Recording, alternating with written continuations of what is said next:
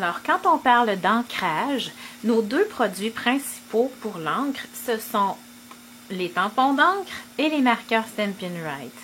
Donc, si on regarde premièrement le boîtier du tampon encreur, ici vous avez des petites prises pour que ce soit antidérapant parce que c'est pas rare sinon qu'on puisse échapper sur notre projet, notre tampon d'encre.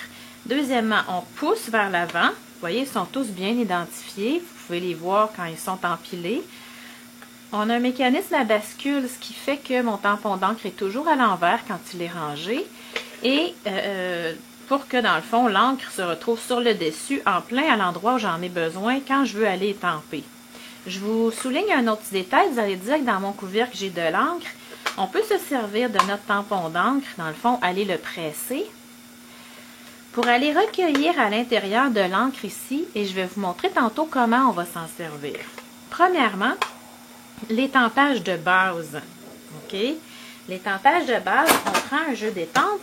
Et en parlant d'étampes, il y a deux types d'étampes. C'est les étampes contours. Vous voyez, ça fait le contour. On doit colorier si on veut l'intérieur. Ou les étampes pleines, qui sont, dans le fond, c'est tout rempli de couleurs déjà.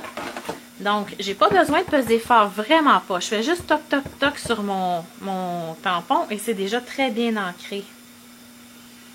Je viens étamper. Je peux même aller étamper une seconde fois si je veux une nuance plus douce sur mon projet. Alors ça, c'est très intéressant. On n'est pas obligé d'avoir deux tampons jaunes. On a simplement pratiqué l'estampage à répétition qu'on appelle. Autre chose, quand vous voulez recharger vos tampons, on ne jette jamais un tampon Stampin' Up. Je pense que quand on l'achète, on peut pratiquement dire que si on a les recharges, il est bon à vie. Donc, on vend des recharges d'encre. Moi, la mienne ici est presque vide. Quand on sent qu'il y a un peu moins d'encre dedans, on vient tout simplement rajouter des gouttes d'encre. Et là, vous dire combien, je ne peux pas vous dire combien, ça dépend toujours comment mon tampon est sec. Habituellement, j'en mets un peu, je laisse reposer et je fais un test. C'est sûr que je recommande de ne pas attendre que le tampon soit sec avant de le réancrer. Il faut y faire attention, l'entretenir souvent, surtout si on s'en sert souvent et qu'on le laisse ouvert. Là, la couleur va entrer, ça va se fondre et ça va revenir un beau jaune uni comme on avait au début. OK? Vu que là, elle est sur le dessus, je vais le ranger, vu qu'elle a la tête en bas, là, quelques minutes à l'envers, mon tampon, pour que l'encre puisse entrer bien comme il faut dans l'éponge. Deuxième façon d'aller ancrer, ça c'est le fun si on veut avoir deux couleurs sur une même étampe. Alors, c'est nos marqueurs Stampin' Right. Il y a une pointe plus large et une pointe très fine pour aller écrire ou faire de la fausse couture. Alors, je viens tout simplement, je couche mon crayon pour ne pas abîmer trop ma pointe. Ça, c'est un truc personnel, mais je trouve que ça abîme moins ma pointe. Je viens ici.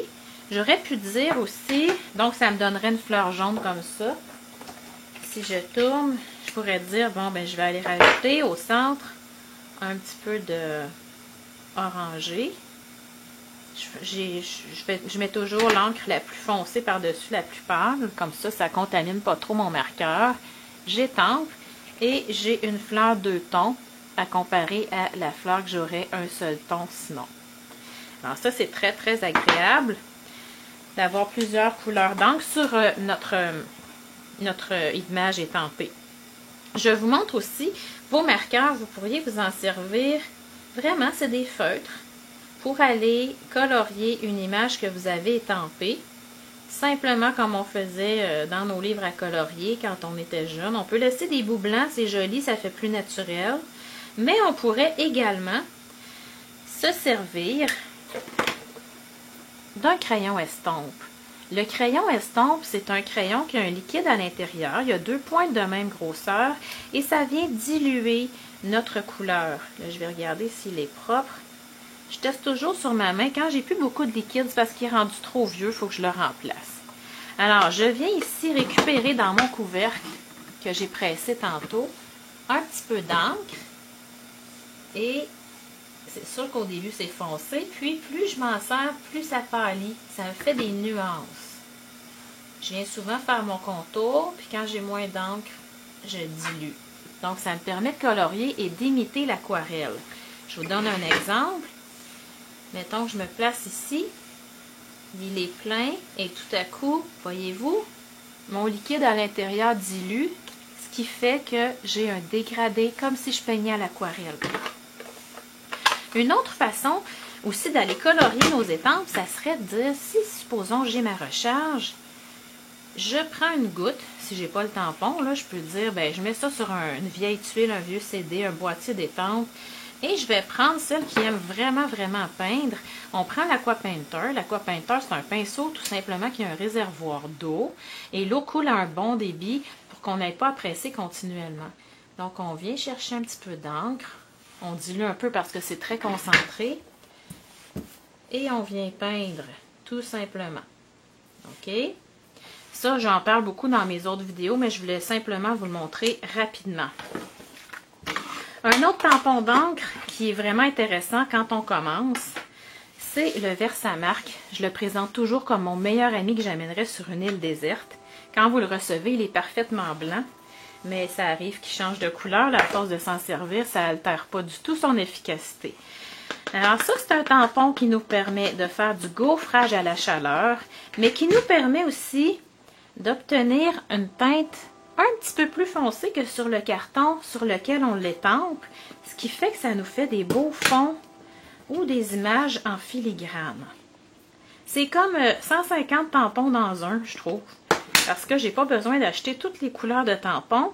Quand j'étampe, voyez-vous, sur chaque carton, puis même ça s'accentue en séchant, ça me donne une teinte un petit peu plus foncée. Et ça perd son lustré, ça rentre dans le carton et ça va foncer encore un petit peu.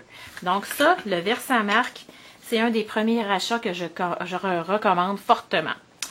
Alors, c'est bien beau travailler avec nos étampes, il faut en prendre soin. Il y a le Stampin' Scrub qui existe pour ça. Ça, c'est notre laveuse sécheuse à étampes. Alors, vous voyez ici, il y a des gouttes d'eau mouillées, il y a le soleil quand c'est sec.